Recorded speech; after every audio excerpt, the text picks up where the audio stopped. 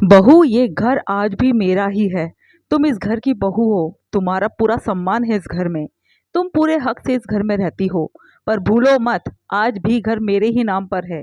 सरिता जी अपनी बहू यामिनी से बोली। अचानक सरिता जी सोफे पर बैठती हुई बोली। ये सुनकर उनकी बहू यामिनी की सभी सहेलियां उसके चेहरे की तरफ देखने लगी। वही यामिनी के चेहरे पर गुस्सा उतर आया था। मम्मी जी, जगह देखकर बोलिए। आप मेरी सहेलियों के सामने ये सब बोल रही है। इन सब के सामने मेरी बेइज्जती कर रही है, यामिनी ने कहा। अच्छा, बेइज्जती भी होती है? ये तुम्हें अब समझ में आ रहा है? अभी जब तुम इन लोगों के सामने मेरी बेइज्जती कर रही थी, तब तो ये सब ताली मार मार कर हंस रही थी, सरिता जी ने कहा। मुझे लगता है हम लोगों को अब यहाँ से चलना चाहिए, यामिनी की सहेली ने कहा। तो उसकी बात सुनकर दूसरी सहेलियां भी जाने के लिए खड़ी हो गई। नहीं, कोई कहीं नहीं जा रही हो तुम लोग। मम्मी जी को तुम लोगों से माफी मांगनी ही पड़ेगी, यामिनी ने अपनी ही धुन में कहा। बहू, वो तो नहीं होने वाला, सरिता जी ने पूरे विश्वास के साथ कहा। ये सुनकर यामिनी उन पर गुस्सा करते हुए बोली। भूलिए मत, आप हमारे साथ रहती है। जैसे हम आपको रखेंगे वैसे आपको रहना पड़ेगा। मैं कैसे रहूंगी ये डिसाइड करने वाली तुम कोई नहीं होती हो। और बड़ी बेशर्म सहेली है तुम्हारी। इतना कुछ सुनने के बावजूद भी ये लोग यहाँ से जाने का नाम नहीं ले रही है। अगर मेरी माफी का इंतजार कर रही है तो वो तो मैं नहीं मांगने वाली, सरिता जी ने कहा। ये सुनते ही यामिनी की सहेलियां उसके रोकने के बावजूद भी वहां से चली गई। अब तो यामिनी का गुस्सा सातवें आसमान पर था। आने दीजिए आज आपके बेटे को। आज या तो आप ही रहेंगी या फिर मैं, कहती हुई यामिनी अपने कमरे में चली गई, जबकि सरिता जी वही बैठी रही। आज तो सरिता जी भी फैसला करना चाहती थी। आखिर कब तक यूं ही अपने स्वाभिमान को मारती रहती। अभी 8 महीने पहले ही तो उन्होंने अपने बेटे गौतम की शादी यामिनी के साथ की थी। उस समय वो कितनी खुश थी। बस हमेशा यही सोचती रहती थी कि घर में बहू आ जाएगी तो अब कम से कम उनका अकेलापन दूर तो हो जाएगा। पति के देहांत के बाद तो वो बिल्कुल अकेली हो गई थी। गौतम उस समय कॉलेज के अंतिम वर्ष में था। उनके पति मरने से पहले इतना पैसा तो छोड़ ही गए थे कि उन्हें अपने खर्चों के लिए सोचना नहीं पड़ता था। गौतम तो कॉलेज और उसके बाद अपने कोचिंग वगैरह के लिए चला जाता था। उस दौरान वो घर में बिल्कुल अकेली रहती थी। तब ये घर कितना काटने को दौड़ता था। दो लोगों में काम भी कितना होता था, काम भी जल्दी हो जाता था। फिर क्या करे। खैर, जैसे तैसे गौतम की पढ़ाई पूरी हुई और जल्द ही उसकी अच्छी जगह पर प्लेसमेंट भी हो गई। नौकरी लगते ही गौतम के लिए रिश्ते भी आने लगे। जब सरिता जी ने इस बारे में गौतम से बात की तब गौतम ने बताया कि वो यामिनी को पसंद करता है। यामिनी उसी के साथ ही कॉलेज में पढ़ती थी। आखिर गौतम की पसंद से उन्हें क्या समस्या हो सकती थी। इसलिए उन्होंने हाँ कर दी। जल्दी ही गौतम और यामिनी की शादी भी हो गई। पर यामिनी को तो सिर्फ गौतम से मतलब था। वो तो सरिता जी के साथ बैठना पसंद ही नहीं करती थी। अगर सरिता जी उनके साथ आकर बैठ भी जाती तो यामिनी बिल्कुल चुप हो जाती या फिर अंदर कमरे में चली जाती। उन्होंने एक दो बार गौतम से बात की तो गौतम ने जवाब दिया, मम्मी वो आपसे भला क्या बात करेगी, इसलिए वो चुप रहती है। क्यों, मुझसे बात करने में हर्ज क्या है? दूसरों से तो बड़ा हंस हंस कर बोलती है। मम्मी, ये तो उसकी मर्जी है ना कि उसको किससे बोलना है और किससे नहीं। सास बहू का रिश्ता ही ऐसा है कि बहू को सास से बात करना पसंद ही नहीं करती। आप तो खुश रहो ना, आपके सिर पर कम से कम ये परेशानी का पिटारा तो नहीं है। आखिर सरिता जी इससे आगे कुछ नहीं बोली। धीरे धीरे सरिता जी ने भी चुप्पी साध ली।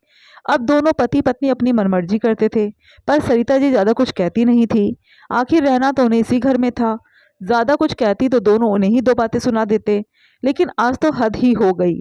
यामिनी ने आज घर में किटी पार्टी रखी थी तो उसकी 4-5 सहेलियां भी घर पर आई थी। अधिकतर नाश्ता बाहर से ही मंगाया गया था। सरिता जी सबको चाय पकड़ाकर वापस आई तो एक सहेली बोली, अरे यामिनी, तेरी किस्मत तो वाकई अच्छी है। तेरी सास ही चाय नाश्ता परोसने आई है। हमारी वाली तो हमें 10 बातें सुना देती है। उसकी बात सुनकर सभी सहेलियां हंसने लगी। तभी दूसरी सहेली बोली, हाँ यार, ये तो सच है। सास के साथ रहना इतना आसान नहीं होता। तूने अपनी सास को कंट्रोल में कैसे कर रखा है? जरा हमें भी तो बता दे, कम से कम हमारा ही भला हो जाएगा। उनकी बात सुनकर यामिनी बोली, अरे यार, बहुत सीधा सा फंडा है। सास को अगर कंट्रोल में करना है तो सबसे पहले उनका बेटा इकलौता होना चाहिए। और दूसरी सबसे ज़रूरी बात, सास फाइनेंशियली आपके ऊपर डिपेंड होनी चाहिए। उसके बाद ये सास नाम का जीव है ना, एक शब्द नहीं बोलेगी आपके खिलाफ। उल्टा तुम्हें चाय नाश्ता और पकड़ाएगी। कहते हुए यामिनी हंसने लगी। उसे हंसता देखकर बाकी सहेलियां भी ताली बजा बजा कर हंसने लगी। ये बात सरिता जी को सुनाई दे गई, जो उन्हें नागवार गुजरी। उसी के बाद उन्होंने यामिनी और उसकी सहेलियों को पलटकर जवाब दिया था। खैर कुछ देर बाद गौतम घर पर आ गया, पर सरिता जी को कोई हैरानी नहीं हुई। जानती थी कि जरूर यामिनी ने ही फोन करके उसे बुलाया होगा, वरना शाम को घर आने वाला बेटा इतनी जल्दी कैसे घर आ गया। आते ही वो सीधे अपने कमरे में गया, सरिता जी से कुछ नहीं भूला। कुछ देर बाद वो अपने कमरे में से गुस्से से तमतमाता हुआ बाहर आया और आकर सरिता जी से बोला, मम्मी ये क्या हरकत है? आपको शर्म नहीं आई यामिनी की सबके सामने बेइज्जती करते हुए? फिर कहते हो कि बहू आपसे बात नहीं करती है। अरे आपकी हरकतें ही ऐसी है, कौन सी बहू आपसे बात करना चाहेगी? अच्छा, मैंने बेइज्जती की है? और बहू इतना कुछ कह गई वो तो बताया ही नहीं होगा उसने। सरिता जी ने कहा, मुझे नहीं जानना कि उसने क्या कहा और क्या नहीं।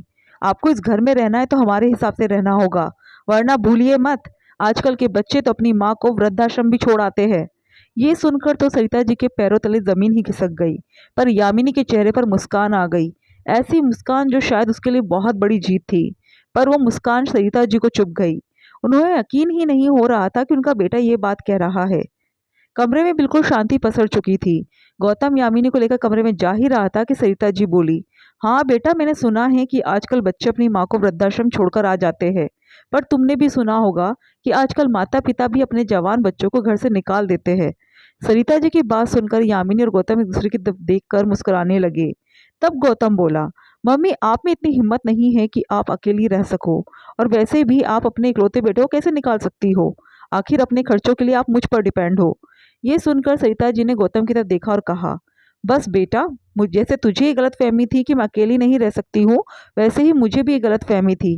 पर अब वो गलत फहमी दूर हो गई है। अब मैं अकेली रह सकती हूँ।